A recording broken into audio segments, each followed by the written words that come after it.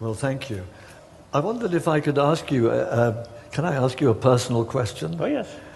You had many difficulties in life. We even hear them outside.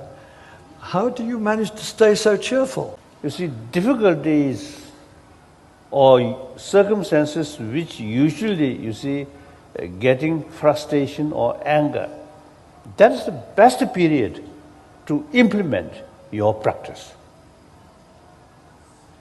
So,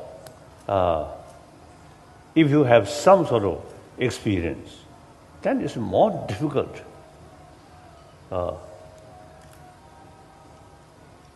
Like here, you see, I think you also, I think, may heard, you see, here, you see, they shouting, false Dalai Lama, stop lying. So I really, you see, feel they also use freedom of expression. Wonderful, very good. Yeah. Then they are criticizing me. Then I have to think whether I really made some mistake or not. If you make mistake, then very good. They are now pointing your faults. If you did not haven't made mistake, then feel sort of pity or sense of concern of their how ignorance. You see, their anger. You see, no proper reason.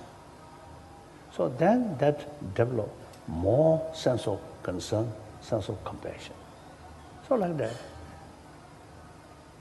So then you see there was one Tibetan sort of master, you see, who expressed, if you face some criticism, then you think,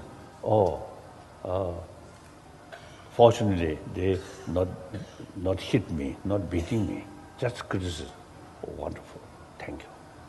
Then some beating you, then think, not kill me. Wonderful, just beat. And if they kill you, then finished.